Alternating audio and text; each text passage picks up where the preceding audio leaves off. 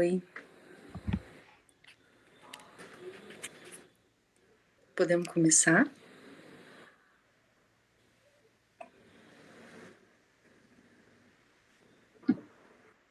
Podemos, doutora. Eu sou presidente da Liga de Psiquiatria.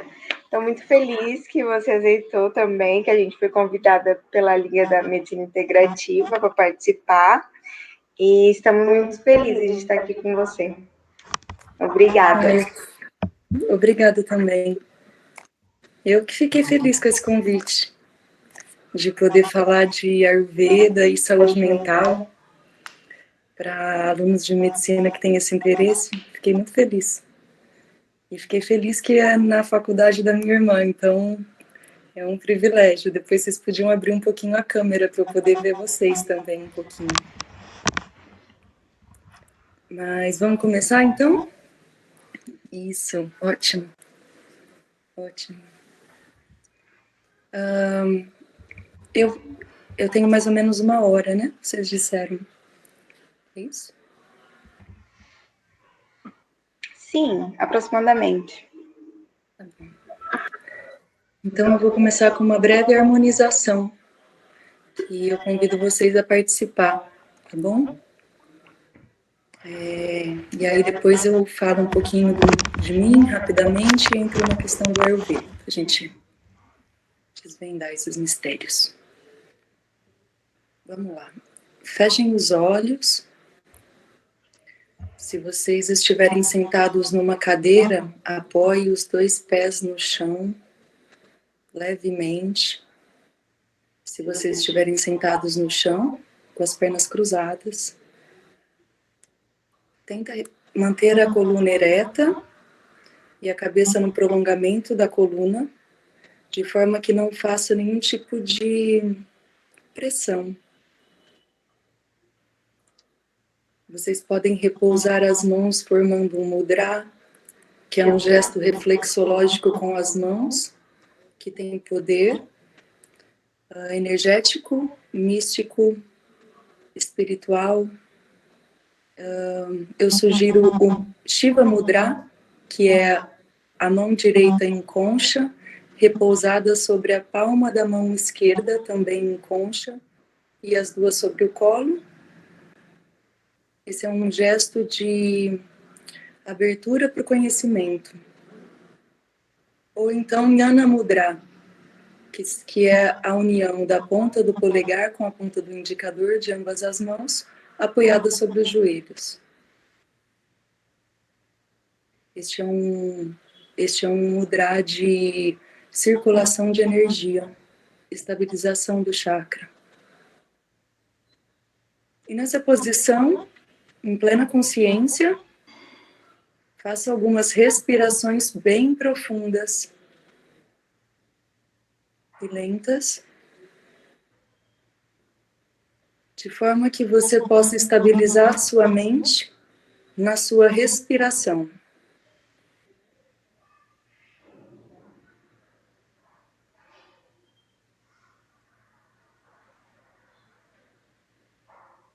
É a respiração que guia e, ao mesmo tempo, ancora.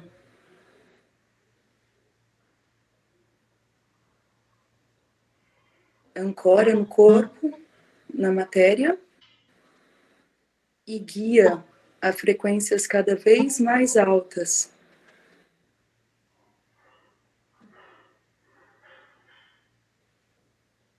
Relaxe seus pés, seus tornozelos, relaxe as pernas, os joelhos, as coxas, relaxe a pelvis, o abdômen, relaxe os órgãos internos, relaxe os bandas do períneo, do umbigo e da garganta. Relaxe o peito,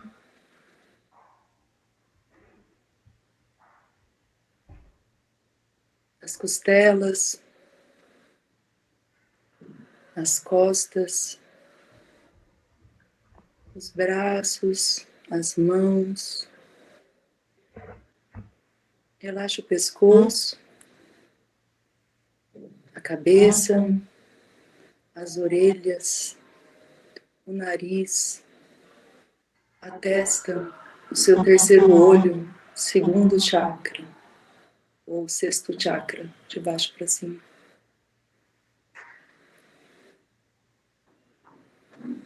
E nesse estado de relaxamento, traga sua atenção dos seus olhos para o terceiro olho, para as suas glândulas pineal e pituitária. Conecte-as com esse espaço azul.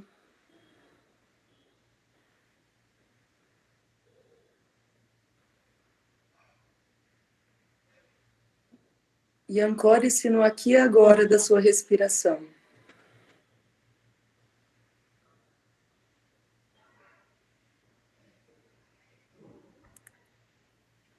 O azul claro, celeste, se aproxima do divino. O azul mais escuro é o poder da vontade de Deus na sua realização.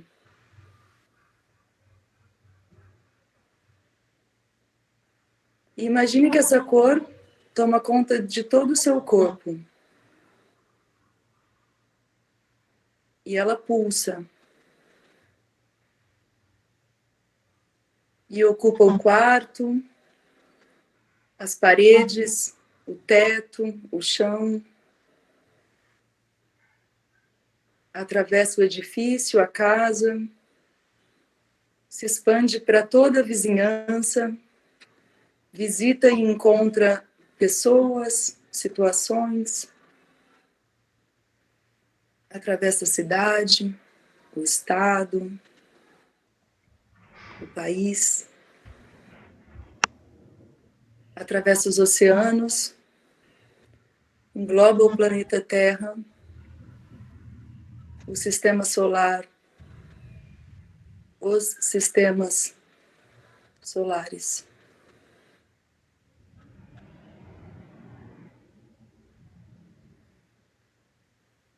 E nesse estado de pura comunhão com todo o externo dentro de si, em que tudo é um, vamos entoar 3 vezes o mantra Om. Juntos, inspiremos. Om.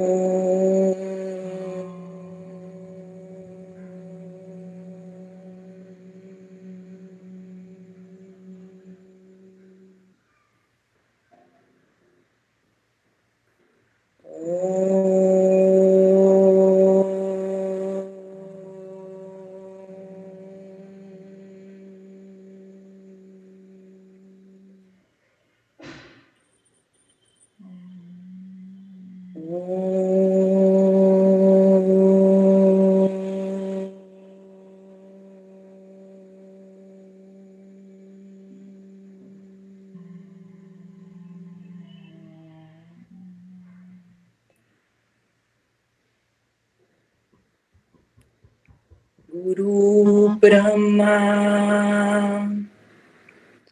Guru Vishnu, Guru Devo Maheshwara, Guru Sachat Parabrahma, Tasmai Shri Guruve Namaha. Quando sentirem, abrem os olhos.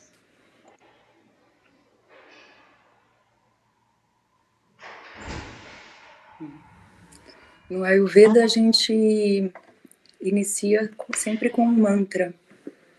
E esse que eu entoei é uma parte do Guru Stotra, que é a entoação ao Senhor Guru.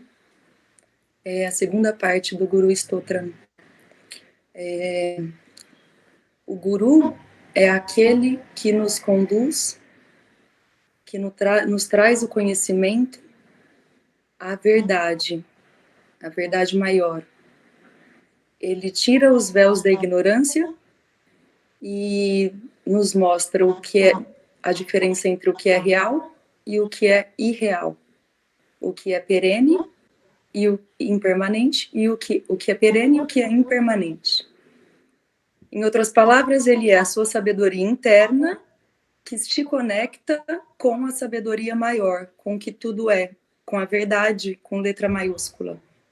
Essa verdade com letra maiúscula é uma das leis da natureza, é uma das leis do universo. E ela diz mais ou menos que, assim, que tudo que é, da maneira que é perfeito como é. Essa verdade que tudo nos liga, tudo nos conecta, é o que a gente pode entender também como o amor. O amor com letra maiúscula. Aquele que conecta tudo de alguma maneira e que existe perfeição na maneira que é. E isso que engloba tudo e que existe perfeição na maneira que é, também pode ser entendido como Deus. Muitas vezes vocês vão me ouvir usar essa palavra Deus, não exatamente num sentido religioso, mas no sentido dessa verdade maior, de que tudo é. Por que Deus? Porque a perfeição divina engloba toda a imperfeição dos seres. Essa é a verdade maior, esse é Deus, e essa é a conexão que nos liga uns aos outros, ao universo, à Mãe Terra, através do amor. Esses são os conceitos já do Ayurveda. Eu vou falar livremente, e eu vou falar um pouquinho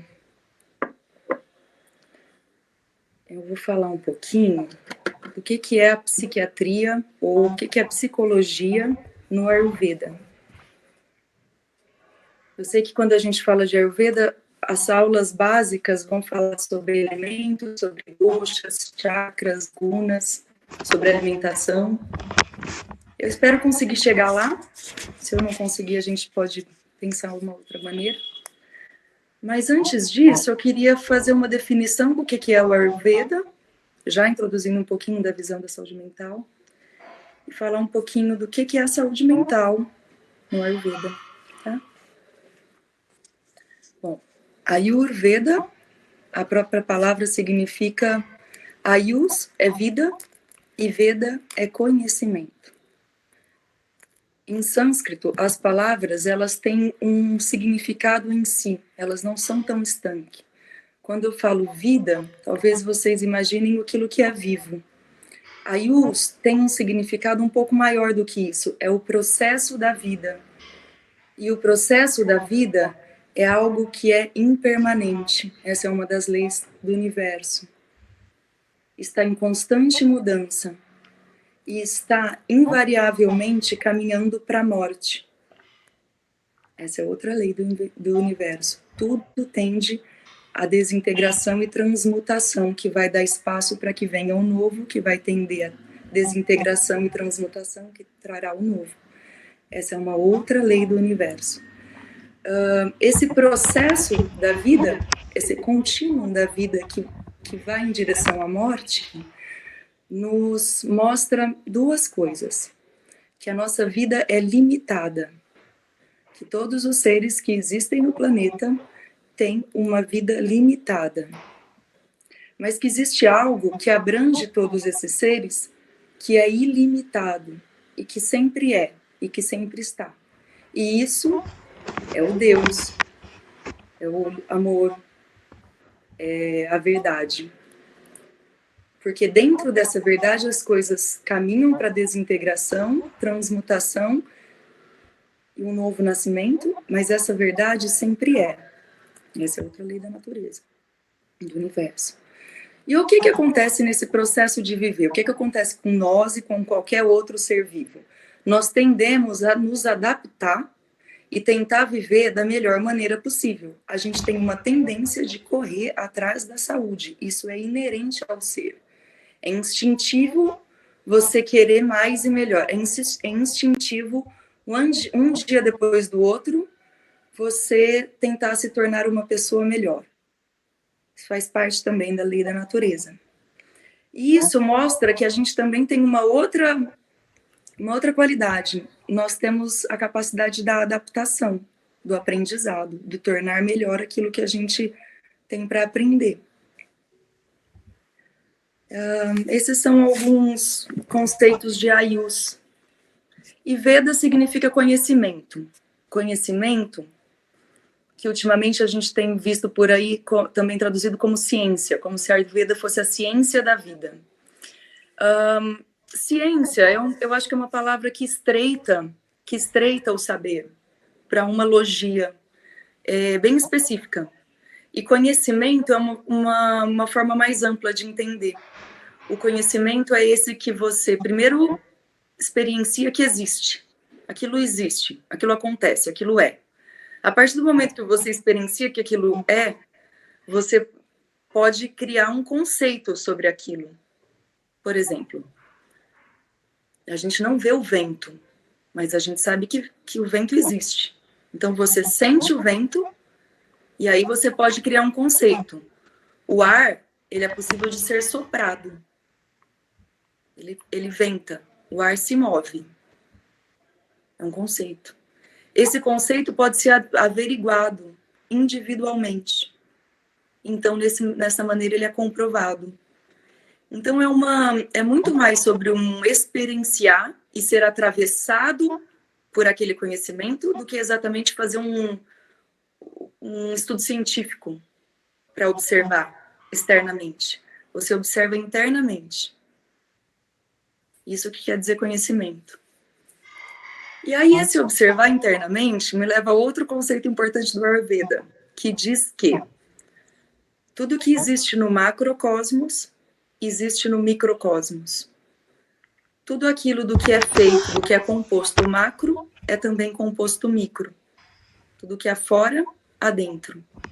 Ou melhor, quando a gente pensa para a saúde mental, para a psiquiatria, tudo que é dentro se manifesta ou se reflete fora. E esse tudo é composto singularmente na menor das partículas em 5 elementos: éter, ar, água, fogo e terra. Todos os seres do universo são compostos destes 5 elementos. Em diferentes composições, em diferentes associações, mas todos nós, o que há dentro e o que há fora, somos compostos desses 5 elementos.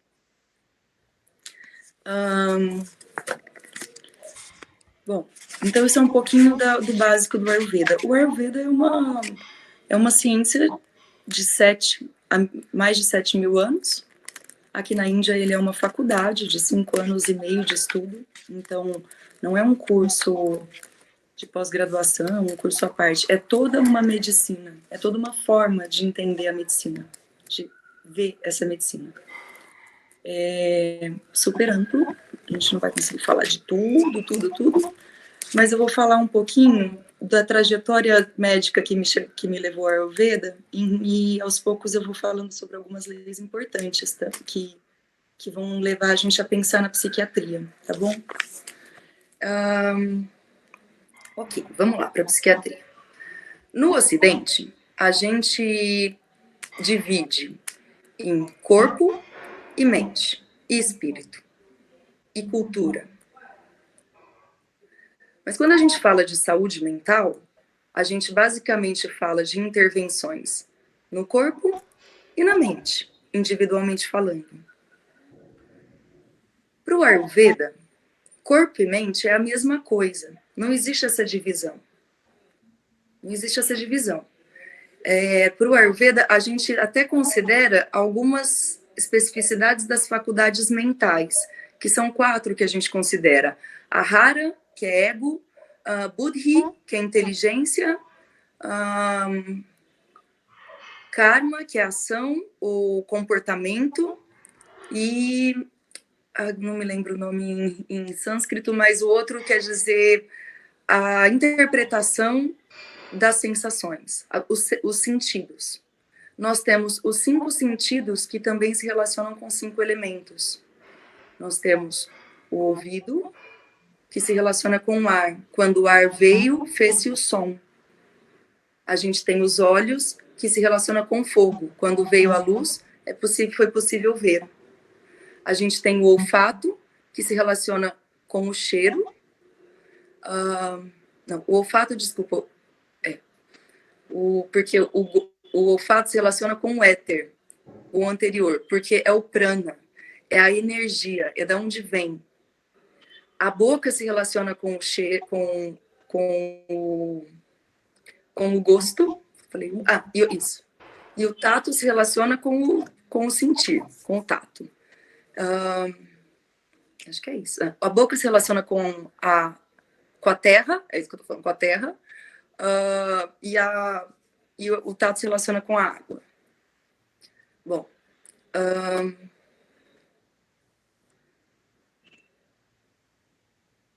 Tá.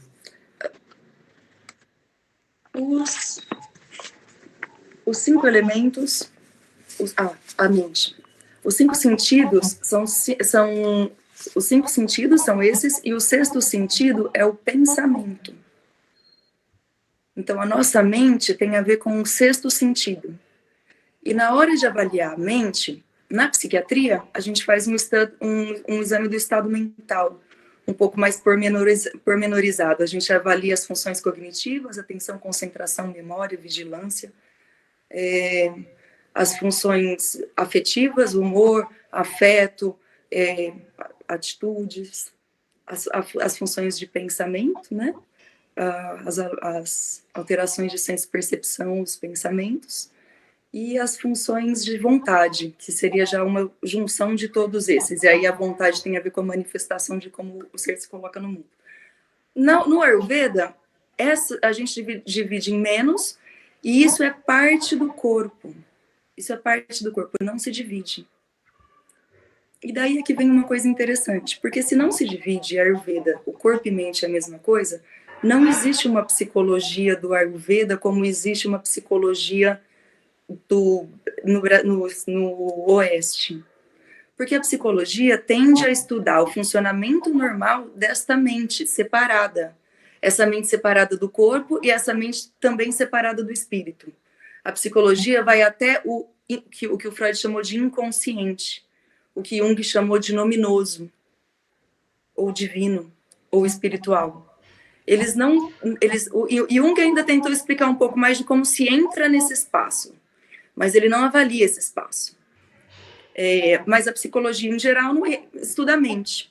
Como não existe somente a mente no Ayurveda, então não existe uma psicologia. O que eu consigo encontrar que é mais ou menos parecido é que nas intervenções, quando você pensa em tratamento, o yoga pode ser uma intervenção terapêutica para a mente. Então, talvez para a intervenção terapêutica existe um paralelo, existe algo que é correspondente na Índia e no Ocidente. Mas como psicologia, como logia, como teoria, não tem.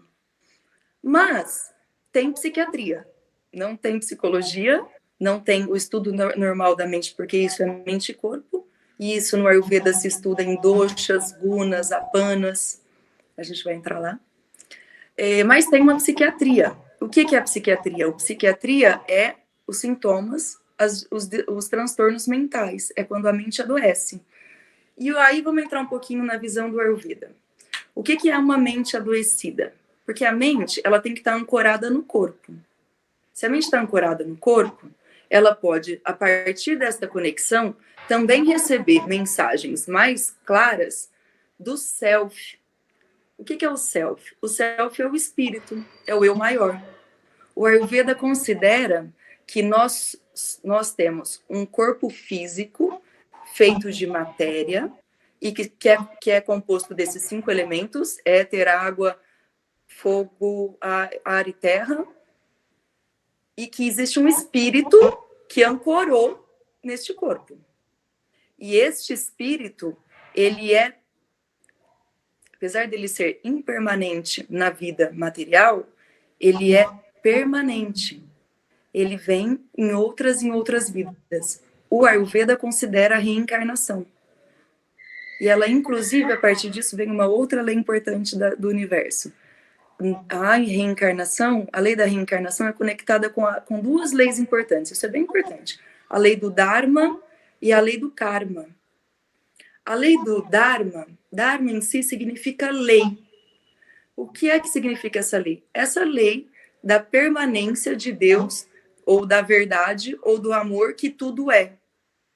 E nós, todos os seres vivos e não vivos, mas aqui quando a gente fala sobre essa evolução, a gente está falando dos seres vivos, todos os seres vivos levam dentro de si uma tendência a encontrar a sua lei natural, aquela que faz você ser verdadeiramente você.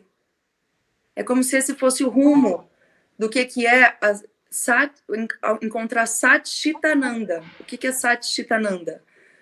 Existência, consciência e bem-aventurança. Bem-aventurança no sentido de aproveitar o melhor que a vida pode lhe dar no seu caminho. Isso seria a bem-aventurança, todas as experiências possíveis dentro do seu Dharma. E a lei do Karma é a lei que move isso e que vai fazendo a gente fazer os nossos ajustes, aprender e a evoluir, e que é uma lei da ação e reação. Toda ação no universo vai gerar uma reação. Isso é uma lei. Você é responsável pela sua ação, mas você não é responsável pela consequência da ação. Porque a consequência, o resultado da ação, depende de muitos outros fatores externos. Depende primeiramente de Deus, dessa verdade, do que é que tem que ser a perfeição, e da interação de tudo que acontece no entorno, as pessoas, as situações, as condições. Isso é outra lei. Nós somos responsáveis pela nossa ação, mas nós não somos responsáveis pela consequência da nossa ação. Mas a lei do karma diz, a gente vai ter que evoluir através das nossas ações. Então, você faz a ação e você lida com o karma, com a reação que ela te traz, mesmo que você não seja o responsável por ela. Isso é uma lei natural da evolução. A gente só evolui porque isso acontece. E aí eu tô falando da evolução de quem? Do ego? Da mente? Não, eu tô falando da evolução também do espírito, desse que atravessa de uma encarnação para outra. Esse é um conceito do Ayurveda, tá? E quando eu falo de encarnação e falo de espírito, eu não estou falando de religião. Aqui na Índia, o hinduísmo é uma religião bem grande, mas as outras também são muito grandes e não são menos importantes. Aqui na Índia tem mais de 70 religiões diferentes, e bem diversas também. Mas isso não é religião, eu estou falando de um conceito da existência. Um conceito da existência, uma lei da existência, segundo o Ayurveda. Tá? Pois bem. Então, existe esse que é a mente, que a psiquiatria, existe psiquiatria no Ayurveda, existe psiquiatria no Ocidente. A gente se propõe a tratar essa mente. O que é essa mente? O que é a mente? A mente é esse espaço virtual entre este que observa o que você percebe e sente, e o mundo externo que te traz a percepção e a sensação. A mente é a interface entre o seu corpo e os seus sentidos de percepção, de senso-percepção, os 5 sentidos do corpo, mais o pensamento, porque a gente às vezes fica lá no pensamento interno, né? Então, os 5 sentidos mais o pensamento, a percepção que vem do mundo e este que observa, este que sabe que sente. E este que sabe que sente, no Ayurveda, é o grande self, é o eu superior, é o eu divino. E aí o que acontece? Esse é um grande paralelo. A medicina tradicional, bom, quando eu falo tradicional para mim é muito mais o Ayurveda, né, que é de 7.000 anos atrás, do que a medicina que a gente aprende hoje, no Ocidente. Mas essa medicina que a gente aprende hoje no Ocidente se propõe a tratar a mente através do controle ou da interpretação ou da melhora, da amenização dos sintomas do corpo-mente. os sintomas físicos e os sintomas desses 6 sentidos. Enquanto que o Ayurveda entende que tratamento em saúde mental, em psiquiatria, seria conseguir fazer com que esse corpo-mente estável possa se conectar melhor com esse self, com a expressão desse self. Então, aí vem o meu percurso, que eu acho que vocês vão entender. Vocês vão entender. Vou abrir um parênteses para poder explicar onde é que eu quero chegar com isso. Quando eu comecei a me interessar por psiquiatria, no 3º ano, eu me deparei com um hospital psiquiátrico e vários pacientes crônicos que estavam recebendo medicações já há muito tempo. Tinha muitos moradores lá. E eu fiquei numa angústia de que eu gostava de psiquiatria, mas que se eu tivesse que fazer isso com as pessoas, eu não faria psiquiatria. Quando eu conheci um pouco mais pronto atendimento, CAPS, ambulatório, eu pensei, bom, é por aí. Fui para psiquiatria. Inicialmente a gente aprende a oferecer as drogas alopáticas para que a gente trate o corpo ou para que a gente consiga ancorar o corpo, a mente no corpo físico. O que eu quero dizer com isso? O que os alopáticos fazem? Porque quando você está com algum transtorno mental, ansiedade, depressão, psicose, o seu corpo e a sua mente não estão conectados.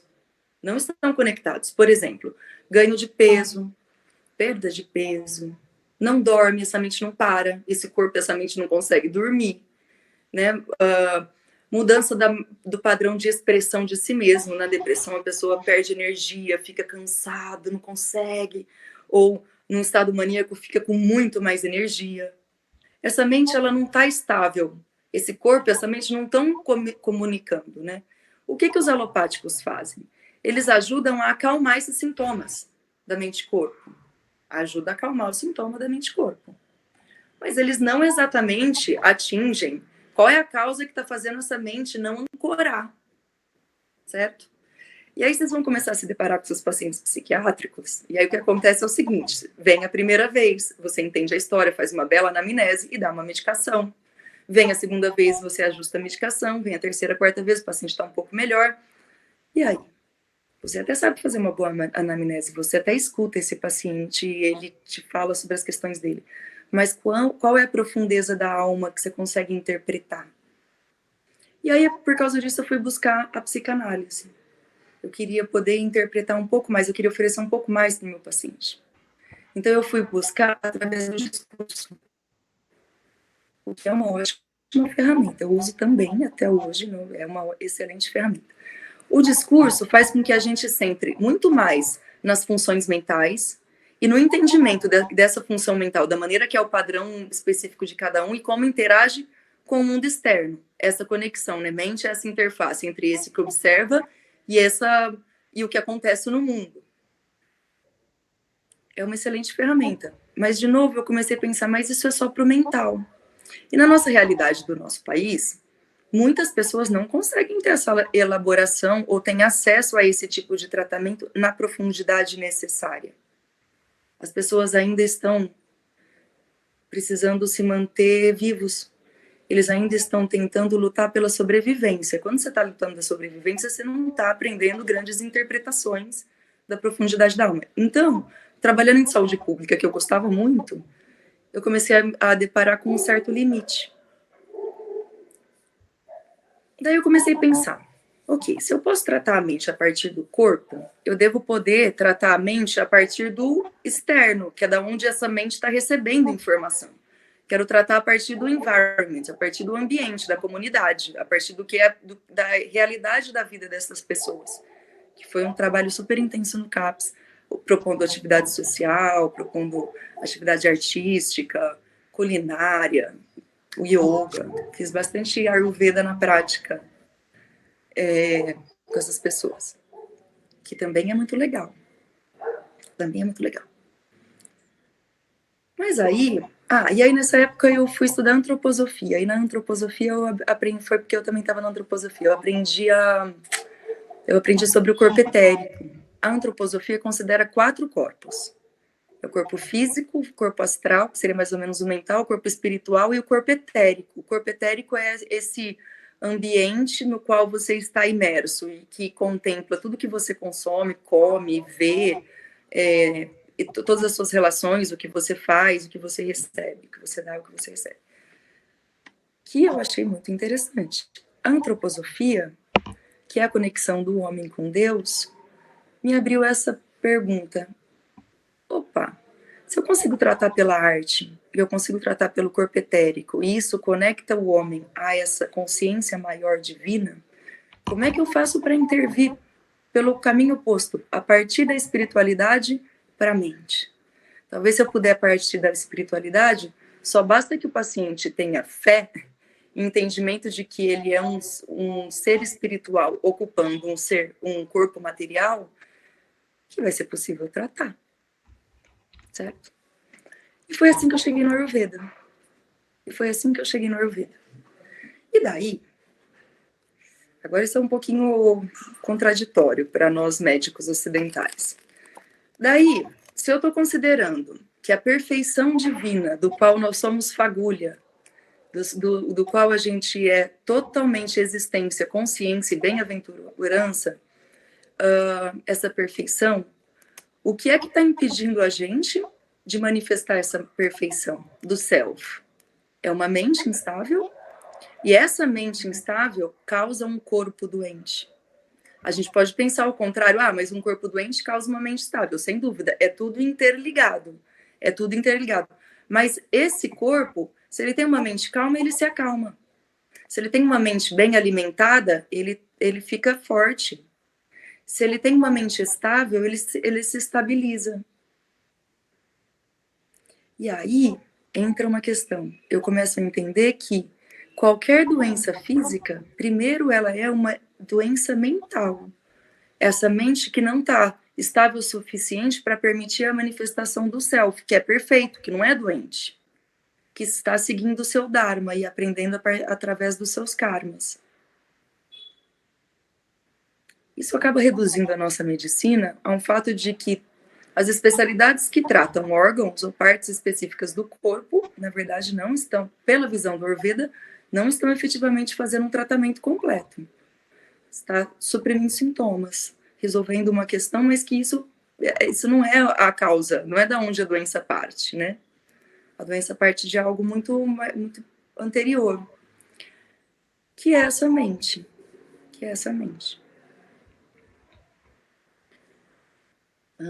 eu vou falar, bom, aí algumas coisas para a gente um pouco da teoria, super profunda, eu acho, bastante coisa.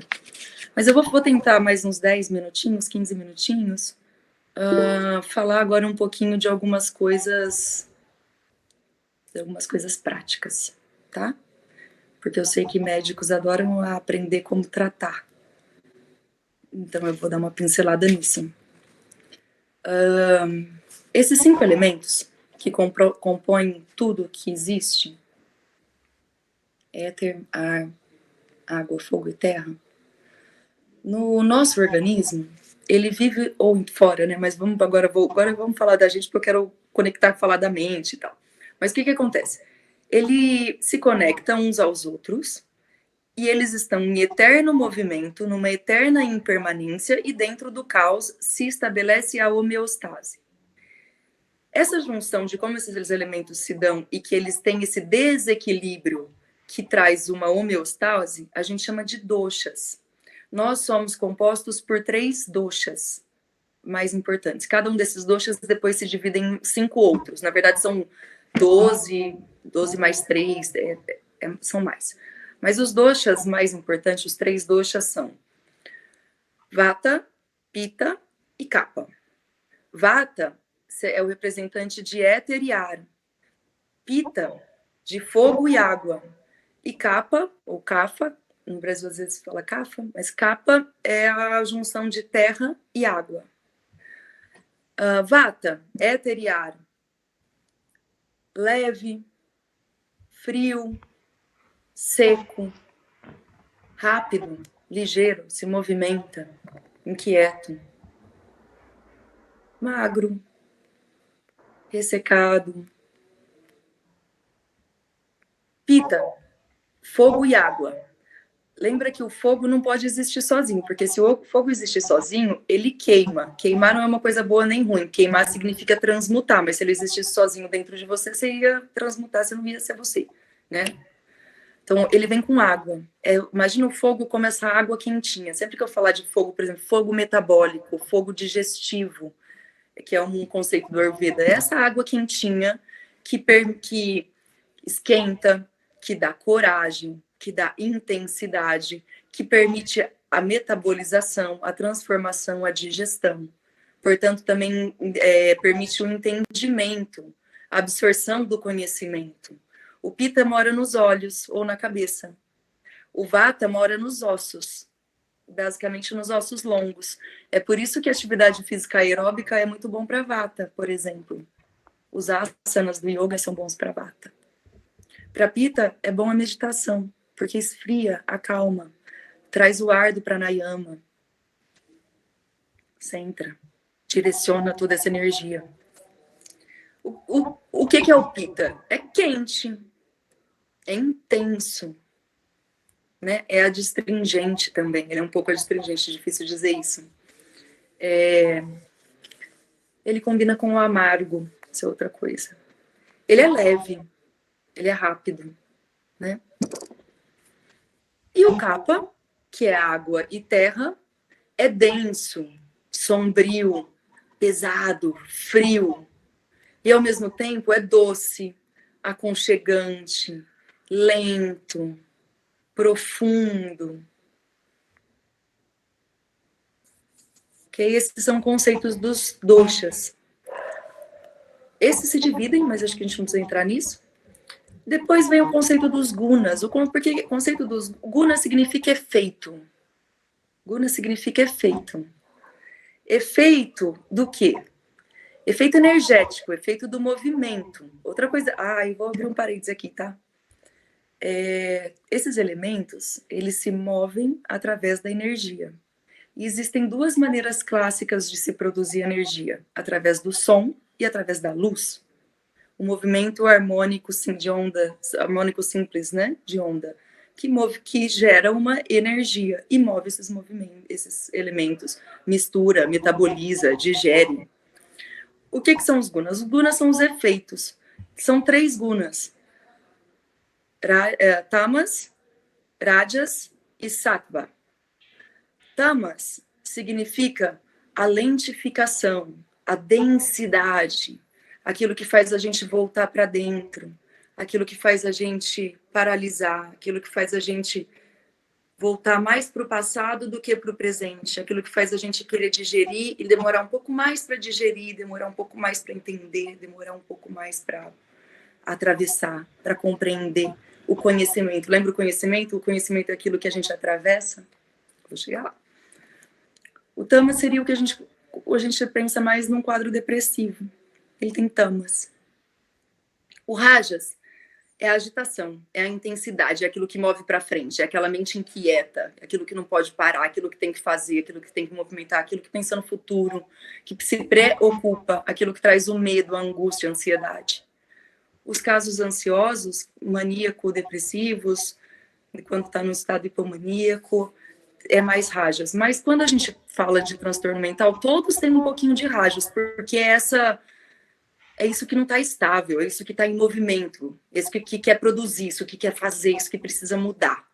É isso que tira do sattva, que sattva significa equilíbrio, sabedoria, satchitananda, existência, consciência e bem-aventurança. O que a gente quer? A gente quer alcançar uma mente sattva. Uma mente sattva consegue se ancorar num corpo e abrir canais para esse eu superior se manifestar em sua plenitude, que é isso que a gente busca. Deve ter vários. Eu posso pensar em alguns livros, sim. Vou falar alguns livros que eu sei. Mas isso tudo que eu estou falando é uma junção de alguns anos de conhecimento. Mas eu posso indicar algumas coisas que são interessantes. Bom, tá bom. Vocês entenderam os doshas e os gunas. E outro que a gente tem que pensar, quando a gente fala de saúde mental, porque a gente está falando dessa mente que ancora no corpo, que liga, que quando está totalmente alinhado, interligado, conecta ao eu superior, a gente tem que pensar nos chakras.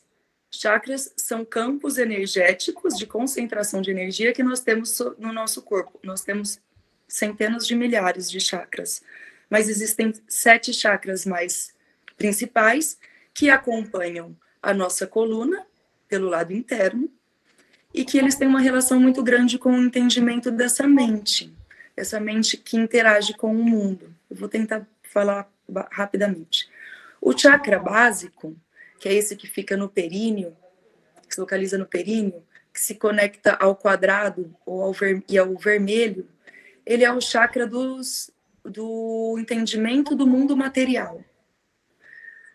Os elementos físicos que não se movem, por exemplo, as plantas, elas são chakra básico. A pedra é chakra básico.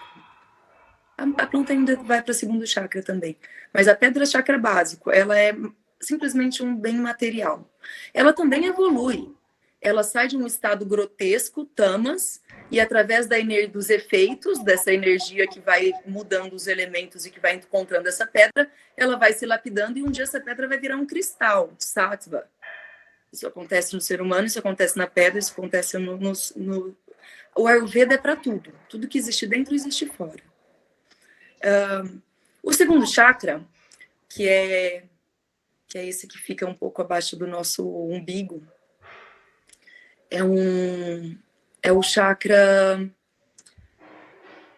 Eu vou trazer agora para o humano, tá? É o chakra do poder e da sexualidade. Sexualidade é poder. Quando ela é uma sexualidade saudável, ela traz paz, ela traz profundidade na relação, ela traz estabilidade da mente, profundidade no conhecimento de si. Quando ela é uma sexualidade que não está saudável, no caso do homem, é um controle de poder, é uma dominação. No caso da mulher, é uma histeria, é uma loucura, é uma perda da sua intuição feminina. E isso, por que o chakra básico, que é esse, depois do material, vem a sexualidade, que é o poder de realização. E essas são as distorções desse poder de realização que estão ligados ao segundo chakra, que é a sexualidade. A sexualidade é o nosso mover no mundo. É isso que nos dá angst, que esse é um conceito da psicanálise, é o angst. Essa angústia que nos faz mover para se tornar um pouquinho melhor a cada dia, que aí conecta com o conceito da psiquiatria, do Ayurveda. O terceiro chakra já é um chakra... esse do segundo, as plantas também têm, tá? Elas evoluem através dessa sexualidade que faz as plantas crescerem. O terceiro chakra é o chakra das sensações e dos sentimentos. Ele fica aqui, um pouco acima, 2 dedos acima do nosso umbigo. E olha que interessante. O nosso intestino é a parte onde a gente tem mais neurônios no nosso corpo. Mais neurônios. Então, imagina o tanto de sensações que são causadas aqui, né? Essas sensações não necessariamente elas não têm nome, elas são apenas uma sensação. Elas ainda não têm uma interpretação do que elas realmente são. Então, elas não são uma emoção. Porque emoção é aquilo que você sabe o que sente. Eu tô com raiva, eu tô feliz, eu tô com frio, eu tô triste. Isso é uma emoção. Mas a sensação, aquela que vem ainda sem nome, ela é do terceiro chakra. E aí ela se relaciona, por exemplo, com os estados de pânico. É muito comum no pânico a pessoa ter borboletas no estômago, ou é muito comum a pessoa não saber dizer o que ela está sentindo. Ela só está naquela angústia e ela está tremendo, e aí a mente dela já foi para qualquer lugar, né? O corpo funciona de um jeito que a neurologia não pode explicar, e a mente está agindo de uma maneira completamente diferente e rápida, usualmente rápida, né? Esse é o estado da ansiedade. E são essas sensações que não tem nome. E não adianta você chegar para alguém que está numa plena crise de pânico e perguntar por quê? A pessoa não consegue conectar. Se ela conseguisse conectar com a cognição e dar uma explicação, ela passaria para o quarto chakra, que é o chakra da emoção. E ela poderia chorar sobre isso, ela poderia resolver, ou ela poderia se angustiar porque aí se torna uma emoção. Mas naquele momento é justamente a desconexão da cognição com o neurobiológico, com a com afetivo. Então, a mente está totalmente desconectada, ela não conversa. Não conversa. Se você consegue chegar no quarto chakra, esse que é o chakra da emoção, o chakra do coração, esse é o chakra da cura. Esse é o chakra que traz a cura. Durante muito tempo achavam que nossa mente é no nosso cérebro. Não é o nosso cérebro. Nossa mente é esse espaço virtual entre aquele que observa e o que o mundo apresenta para os seus 6 sentidos sensoperceptivos. 5 mais 6 com a mente, com o pensamento. Ai, me perdi. Às vezes eu faço umas coisas e me perdi. Tá falando do quarto chakra, que é não é no cérebro. Aí eles começaram a fazer uma interpretação de que a nossa mente fica no coração. Eu acho bonita essa interpretação. O coração como esse símbolo. Algumas pessoas vão lá e estudam e dizem que a gente tem neurônios e que tem uma descarga de hormônios, principalmente hormônios endócrino e imunomoduladores do organismo. Existe mesmo uma mente nesse coração. Mas eu entendo que esse coração é um símbolo dessa conexão da sua mente com esse eu superior, é onde Deus pode viver dentro de você. Deus senta no seu coração. Ele está no seu coração. É ele que te dá as emoções, as sensações, e essa que deveria ser a sua guiança. Pelo coração, pela emoção, pela intuição. Porque a mente é instável. A mente é limitada, impermanente. O coração é ilimitado, porque é o contato com Deus, com a verdade. O coração é perene. Esse contato com Deus atravessa encarnações e encarnações. Então é daí que deve nos guiar. O quinto chakra é o da fala, da linguagem, é aquele que eu falei que a psicanálise usa bastante desse, mas não é para qualquer um. Imagina, a maior parte das pessoas estão girando ainda no segundo chakra, da sexualidade, do ganhar dinheiro, do se estabelecer no mundo para conseguir viver. As pessoas ainda estão no segundo chakra. Algumas conseguem, né, ter espaço para sentir, outras conseguem interpretar, quantas conseguem botar na linguagem. O sétimo chakra, que é o terceiro olho, a ametista, a transmutação, Shiva Shakti. Esse é o poder de manifestação. É nesse chakra que quando a gente atinge esse chakra, o nosso eu superior se manifesta em tudo da nossa vida. A gente cocria. Você pensa e acontece. A sua palavra ganha poder. Isso é real. Então, a gente tem que chegar pelo menos até aqui. E o sétimo é o que nos conecta ao divino, que tem que estar sempre protegido. Então, esse é outro conceito importante quando a gente fala de saúde mental em Ayurveda, porque a gente está falando de conectar o nosso eu superior. E isso é que é saúde para o Ayurveda. Tá? Vou falar agora um pouquinho. São tantas coisas, mas aqui já deu 9h05. Eu vou falar só mais 5 minutinhos, um pouquinho de algumas ervas que vão mexer nesses doshas, que vão acalmar os gunas e que vão ajudar a conectar com o eu superior. E é assim que eu penso tratar em saúde mental. Eu escuto a conversa, a história do paciente, escuto, faço uma boa anamnese. Tento entender não só dentro, mas fora. Todo o seu sistema. E no sistema eu também incluo o sistema familiar. E aí eu penso na família sistêmica. E aí eu penso nas reencarnações. E aí eu tento entender quais são os traumas desta vida, que provavelmente começaram lá na primeira infância, com 2, 3 anos de idade, que faz com que essa mente funcione da maneira que essa mente funciona. A partir desse entendimento, eu consigo entender qual é o guna preponderante naquele momento, que tipo de angústia aquilo está causando. A partir do guna preponderante, eu consigo entender quais são também uma anamnese Ayurveda, quais são os doshas que estão em desequilíbrio, qual era a constituição de base dessa pessoa antes da doença e qual que ela está agora. Porque a Ayurveda é assim, é completamente singular. Não existe um paciente igual ao outro. E hoje está de um jeito e amanhã está de outro. Por exemplo, se eu comer muita pimenta, gengibre, tomar pouca água e ficar, sei lá, fazer atividade física, eu vou ficar super intensa, falando rápido, agitada. Porque meu pita aumentou, e isso aumenta na hora. O que é legal de práticas integrativas, que é o diferente da medicina ocidental, é que práticas integrativas é aquilo que trata na hora, né? E a medicina é aquilo que te dá um tempo. Por que eu chamo de tratar na hora? Você faz reiki, você sente melhora na hora. Você faz yoga, você sente melhora na hora. Você faz uma aromaterapia, você sente o cheiro e o que aquilo te causa no mesmo momento. Ninguém precisa te contar como é a experiência. Se você fizer, você adquire o conhecimento e o resultado é na hora. Claro, para manter, você vai precisar de muito mais tempo. Porque assim como você consegue o resultado na hora, você também perde aquilo muda rápido. Por isso também que os tratamentos em Ayurveda são tratamentos que a gente pensa em semanas, meses, como se fosse uma forma de integrar isso na vida da pessoa. Algumas coisas têm que ser integradas, a alimentação tem que ser integrado, massagem tem que ser integrado, meditação tem que ser integrado, não adianta você fazer só uma vez. Tem que virar parte do seu dinacharya.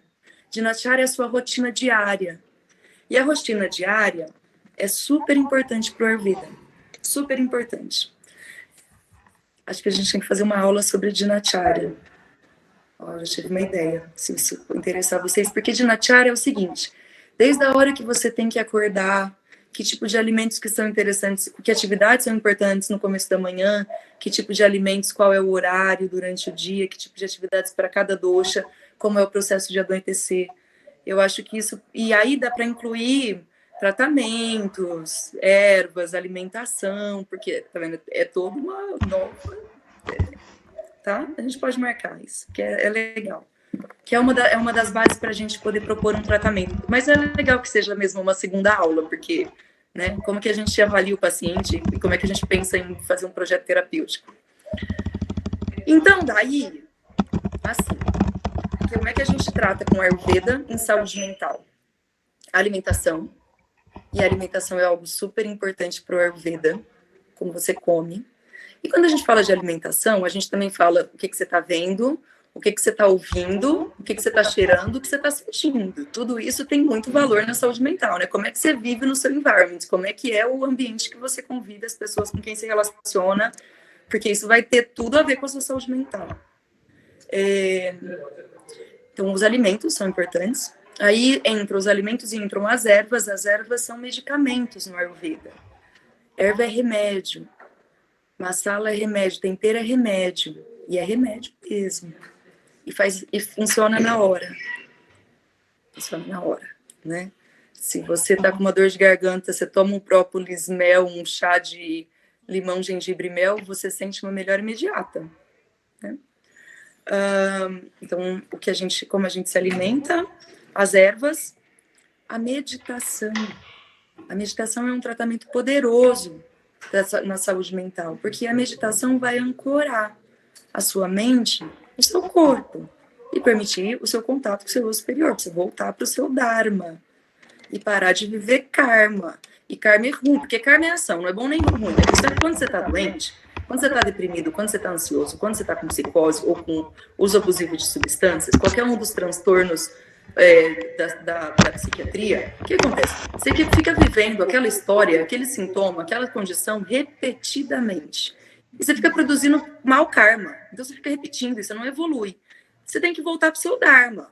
Porque o Dharma, ele é um fluxo divino, natural, contínuo, que te leva a Deus. Então você tem que voltar, né? Então a meditação é muito importante nesse canal, nesse tratamento. As orações, os mantras. Mantras são palavras de poder que foram concebidas por um sujeito, um Buddha, que estava em sua iluminação e que tem o poder de transmutar a matéria. Isso é mantra. Ela reverbera através da energia do som e ela transmuta a matéria. Por exemplo, em uso de substâncias, quando a gente chega no momento de pedir abstinência para o paciente, eu falo que ele tem que fazer pelo menos 21 dias de japamala de um mantra. Usualmente eu prescrevo Om Namah Shivaya, Om Namah Shivaya, Om Namah Shivaya, Om Namah Shivaya, Om Namah Shivaya, Om Namah Shivaya. Porque o Shiva, que é o terceiro olho, que é o roxo, que é a luz violeta, que é o poder transmutador, ele transforma as conexões neurais e cria novas conexões. É super poderoso. Ou você pode usar um mantra, porque aí a gente vai entrar um pouquinho no hinduísmo, pro que é hinduísmo agora, mas esses mantras que eu tô falando são védicos, são anteriores. O mantra Om Trayambakanya Jamahe Sukandin Pushtivardanam Urvarukami Bhavandanam Mrityor Mukshiyamamritat. Ele leva você de volta ao seu Dharma, ao seu fluir natural da vida, que é plenitude, abundância e bem-aventurança. Existência, consciência e bem-aventurança. Então, são alguns mantras que a gente usa nos tratamentos. Quando a pessoa está muito angustiada, cheia de problemas, não consegue evoluir, não consegue sair daquilo, e às vezes está conectado com alguma situação do passado que foi mal resolvida, e aí esses são os casos de depressão, uma situação do passado mal resolvida. Alguns casos de humor, de maníaco depressivo, né? Transtorno de humor. E alguns casos de psicose, a gente encontra isso também, porque a psicose, quando a gente pensa pelo Ayurveda, ela é disparada por uma angústia, por um medo. Então, ela é disparada num padrão mental psicótico, que tem um padrão psicótico, uma ansiedade ou uma depressão, essa pessoa tende à desintegração, à desagregação. Então, tem um fator desencadeante que é depressivo, que tem a ver com o passado, com a angústia, com o tamas, com o peso, com a densidade, ou que tem a ver com a raiva, com o medo, com tenho que fazer, tenho que resolver, isso está errado, né? A irritabilidade, que seria o Rajas. Esqueci o que eu estava falando. Eu uso a Satoma Mantra. Om Satoma Satgamaya Tamasoma Jyotir Gamaya Mrityurmam Mritam Gamaya. Transforme o veneno em néctar, a ignorância em verdade, o mortal no imortal, o kármico, o ego, o que está fora do lugar, no imortal, no Dharma, no eu superior. Essa é uma intervenção. E outra intervenção que acontece são as cerimônias. Existem umas cerimônias védicas em que eles usam oferecer os 5 elementos, mais a energia do fogo e do som, o som em forma de mantras, para o universo, para a verdade, para Deus, movido pelo amor. E naquele espaço daquela cerimônia, tudo que acontece no micro acontece no macro. E aí é a hora que explode a cabeça do médico ocidental. Eu faço a cerimônia para os meus pacientes para que eles fiquem melhores. Eu ofereço ao Deus Shiva transmutador as coisas que Shiva, em cima de um Shiva Linga. O Shiva Linga é um objeto que é a junção do masculino com o feminino. Shiva na Shakti, numa Ione. É uma Ione e aí um objeto fálico. Psicanálise também fica doida, né? Porque é um objeto fálico em cima de um objeto feminino, uma ione, em que a gente coloca leite de vaca, iogurte, ghee, flores, algumas flores específicas que produzem essa energia que faz a alquimia da bruxa, que faz a mandinga. Então, Beipatra, aquela people tree, que é a folha do Buddha, flores de ar ou de datura, e aí você pega a água sagrada da natureza e jorra ao som de mantras, e essa mistura faz a alquimia. Então, essa é outra maneira de tratar, porque essa é uma maneira de se abordar a partir do espiritual. Você chama Deus, que conecta com aquela fagulha divina daquele Buddha que vai alcançar aquela mente e vai conseguir acalmar os sintomas desse corpo. Isso é como o Ayurveda vê.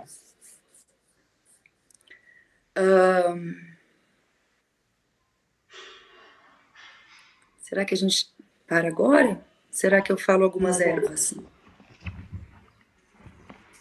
Não sei. Falo rapidamente, 5 minutinhos. É que essa parte é tão legal, né, que dá até vontade de parar dessa coisa etérica e divina, mas eu vou... Tá bom, eu vou falar um pouquinho. Eu vou falar algumas coisas bem específicas, tá? De ervas, assim, eu vou direto ao ponto. Aí o dia que a gente estudar Dinacharya, eu expando melhor o porquê e os elementos, tá bom? Bom, quando a gente está pensando em ansiedade, a gente está pensando em rádias, em movimento, a gente está pensando em ar e a gente está pensando em éter. Ar e éter rápido, seco, ligeiro, não para. Que isso seria vata. Usualmente, a ansiedade está relacionada com vata. Esse ar, imagina, outra coisa que pode deixar ansiedade: irritabilidade, coragem, intensidade, raiva, que isso é fogo, pita. Então, vata e pita são os predominantes em estados ansiosos. Quando, e aí entra uma coisa interessante do Ayurveda, se aumenta bem o pita, a pessoa entra num estado maníaco, ela fica muito agitada, muito irritada, muito corajosa, muito presente, faz tudo, né? Não tem limite, aquela coisa que ele pita. A gente usa coisas para acalmar o pita. Se ela está nessa intensidade, mas ela está mais inquieta, essa mente que não para, preocupada, ansiosa, com medo, não sabe, não vai, isso é mais vata, isso é mais ar. Quando você coloca ar, você aumenta o ar e tem um pouquinho de fogo, o que acontece com o fogo? O fogo pega fogo, né? Então, quando a gente vai fazer esse tratamento, a gente tem que fazer isso muito balanceado. É fácil acalmar a pita. Mas às vezes é melhor você acalmar o vata. Porque a hora que você abaixa o vata, o pita também abaixa. A hora que você diminui o ar, o fogo também não queima tão forte. Você diminui o combustível, né? Algumas possibilidades de tratamento nisso. A passiflora. A passiflora é uma flor do maracujá que trata vata, que acalma o vata. Desequilíbrio em vata pode apresentar ansiedade. É bem comum os quadros ansiosos estarem relacionados com desequilíbrio em vata. O passiflora, ele acalma a vata. Então, o passiflora pela fitoterapia, que é uma planta para acalmar, é um calmante, né? Tem até o calmim, acho que chama, né? Tem sarte. Ele acalma a vata. É isso que ele faz. Muito interessante. E o que ele faz no campo sutil? Porque aí tem outra coisa que a gente também pode abrir uma aula. As flores, de tudo que há na natureza, as flores são correspondentes aos nossos neurohormônios. Então, o que a gente ingere de flor tem uma ação direta nesse psicoendócrino imunobiológico. Ela mexe no nosso campo sutil. E a passiflora, que é a flor de maracujá, ela ajuda a conectar com o eu superior. Então, nesse estado vata, nesse estado de transtorno de pânico, em que o corpo está falando de um jeito, a mente não consegue conectar história, cognição, corpo e emoção. Não tem emoção ainda, só tem uma sensação. O passiflora ajuda a fazer o eu superior entrar e conectar melhor nisso, ajuda a estabilizar. Então, tem essa vantagem também. Menor dose, 160 miligramas, 2 a 3 vezes ao dia. Eu gosto de concentrar na dose à noite quando o paciente não dorme. E no começo eu nem dou dose 3 vezes ao dia. Eu começo com uma vez durante o dia e, se precisar, uma dose maior à noite. A partir de 21 dias eu penso em vou aumentar. Tem gente que espera, assim, que quer o passiflora como sintomático. Eu tomo esse passiflora e não durmo. Aí eles querem uma super dose, porque quer dormir. Até entendo. Ok, eu dou, mas o que acontece quando é uma superdose? Você não toma tempo necessário, você toma até certo ponto, porque é uma superdose, teu vata também tem um limite de acalmar, né? Porque você também não... A maior parte das pessoas são vata por natureza, você não vai acalmar completamente o vata, vai até certo ponto. Então, às vezes é melhor uma menor dose em mais tempo, que a pessoa integre no dia a dia dela. Qual que é a diferença do passiflora para valeriana officinalis, que é outro que é usado para ansiedade? O valeriana, ele aumenta capa. Então, ele é um pouquinho tem um fator um pouco diferente do passiflora. Que aumenta capa? Não, desculpa. Não, ele não aumenta capa, ele diminui capa. O que acontece? O capa, que é água e terra, que está denso, que está pesado, que leva a tamas, que leva a depressão, que leva ao passado, que leva à angústia, que leva à tristeza, a falta de energia, a falta de ânimo, a falta de perspectiva, a falta de intenção. Esse é o capa com tamas, com efeito tamas. Ele é legal valeriana. Ele diminui esse capa. Ele trata a depressão. É por isso também que valeriana é melhor para depressão e passiflora é melhor para ansiedade. É que a valeriana, ela também tem um fator que diminui um pouco a ansiedade, porque usualmente essas pessoas que estão assim, tamas, não necessariamente elas estão num quadro depressivo maior. Às vezes elas estão muito angustiadas, muito estressadas, mas isso também tem outros fatores, assim, né, que não é só... É difícil a gente ver hoje em dia alguém que está na depressão na cama, né? Normalmente a gente pega a pessoa um pouco antes disso, que está no estresse, que tem sim, tem um fundo depressivo. A causa de tudo é um passado, é uma culpa, usualmente é culpa, é um não conseguir, é um não aceitar, mas se expressa mais como um estresse, né? Às vezes dá até sintomas ansiosos juntos, o que a gente chama de quadro ansioso com sintomas depressivos. Valeriana trata esses casos.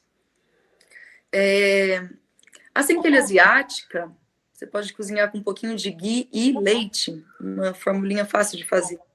Pode centelha asiática, uma colherzinha de ghee e leite, faz um chá. Ela refaz a nossa bainha de mielina. Aliás, outra coisa que é importante, a medicina ocidental fala que a gente não pode usar óleo, né? Óleo é um problema. Agora tá mudando. Mas óleo é super importante para a Ayurveda. Óleo vegetal é super importante. Acalma a vata, equilibra a pita, alimenta, hidrata e, principalmente, ele faz funcionar os nossos neurônios e neurotransmissores. Os nossos neurônios, eles são encapados por óleo. Então, óleo é super importante. Essa centelha asiática ajuda a refazer essa bainha de mielina. Então, ela é bom para quadros cognitivos, demenciais, por exemplo. Até são alguns quadros neurológicos, a gente usa centelha asiática, não vou entrar aqui no meu caso. E aí, quadro de cognitivo, você pode estender também para o agora chamado TDAH, que é algum distúrbio de atenção, concentração e atividade. É interessante a centelha asiática. A ginkgo biloba já é bem conhecida no Ocidente como tratamento de quadro demencial, né? Acho que vocês já sabem. Faz parte, os clínicos prescrevem. E algumas plantas que vêm com vários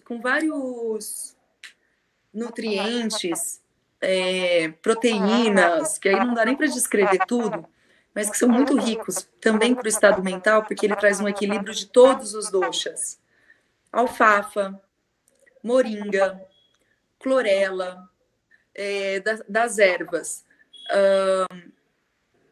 rosemary, alecrim, erva doce ainda aumenta um pouquinho o capa, mas ele pode ser até considerado entrar nesse meio. Manjericão, açafrão da terra, que são elementos que estabilizam todos os doshas.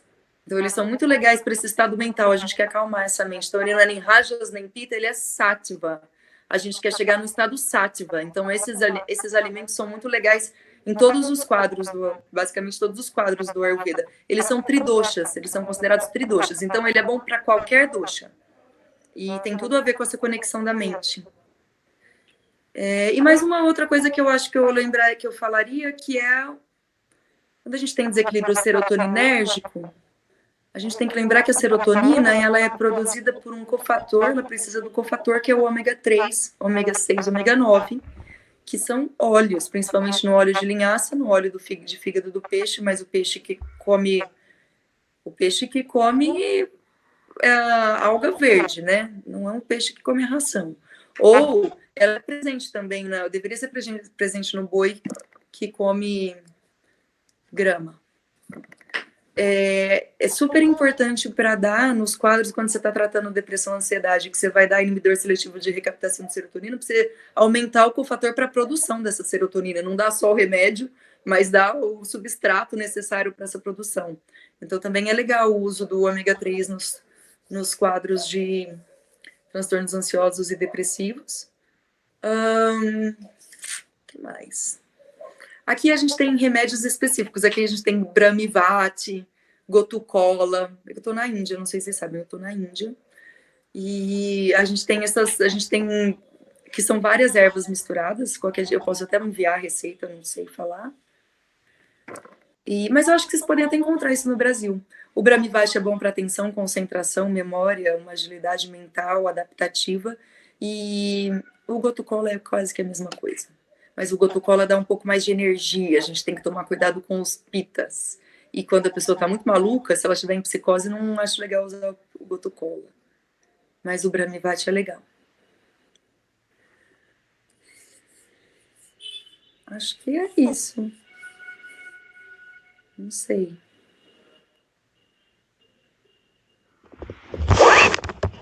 Eu acho que é isso por hoje.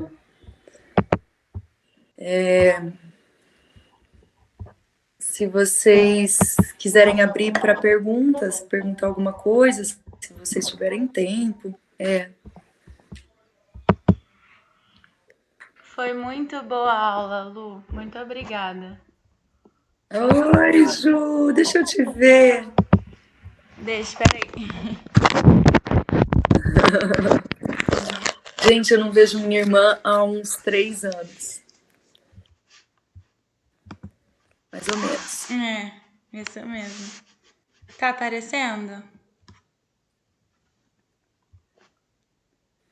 Ainda não. É porque eu desativei a câmera pra gravar a aula que me pediram. E aí eu acho que não vou conseguir. Eu não sei como desfaz. Ah, que bom que você gravou. Sim. Ah, tudo bem. Eu pedi também para gravar. Um pedaço. Aí a gente vai ter duas chances de ter dado certo. Aí, se deu certo, a gente passa para todo mundo depois. Que bom. Que bom.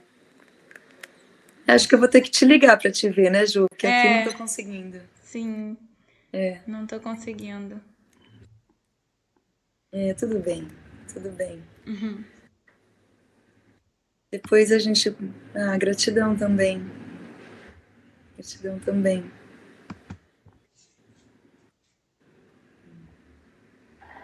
Enfim, gente, muito obrigada, Lu, pela aula. Foi muito boa, muito, muito, muito legal mesmo. E espero que a gente consiga se organizar para ter essa outra aula, que eu acho que vai ser muito legal. Estou muito feliz mesmo com essa aula. Muito obrigada a todo mundo. E quem não preencheu as listas de presença, não esqueçam que são separadas. A da Liga de Medicina Integrativa e a da Liga de Psiquiatria são diferentes.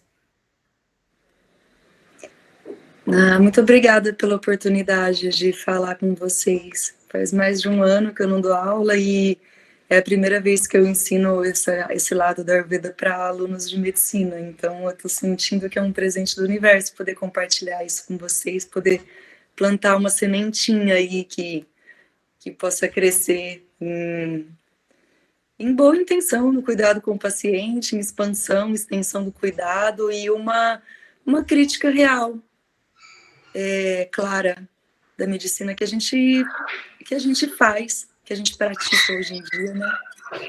Ô, Luana, Oi. Você olha direct ou alguma outra rede social que a gente pode entrar em contato para tirar alguma dúvida? Pode. Entra no meu Instagram, é Luana Amaro, ou Luana Amaro Muniz. Lá você pode me chamar, a gente pode conversar. Tem até o número do meu WhatsApp, você vai encontrar lá se você quiser me mandar uma mensagem. Já sigo. Ultimamente tem um monte... Oi? Já sigo, só não tinha visto o número, não. Pode me mandar um direct, se você não achar, eu compartilho com você meu WhatsApp. E lá vocês vão ver que eu tem muitas dessas cerimônias védicas que eu tenho aprendido agora a fazer. Vocês vão entender. E aí, se tiver alguma questão, pode me chamar. Tá? Eu vou mandar depois para Ana Flávia algumas sugestões de livros. Tem um que chama Ayurveda e a Mente, que é do Dr. Frawley. O Dr. Frawley é um americano que fala um tanto sobre isso. E tem um outro médico que também fala sobre isso, que é o Deepak Chopra, que agora eu lembrei que ele é um indiano-americano, né? Americano-indiano que também fala sobre esse assunto. E tem alguns livros mais específicos. Eu vou Eu tenho algumas coisas, eu vou compartilhar algumas coisas que eu tenho. Eu não falei no início, mas o Ayurveda, ele é parte dos Vedas. E os Vedas, eles eram escritos como canções, poesias divinas. Existem 4 Vedas.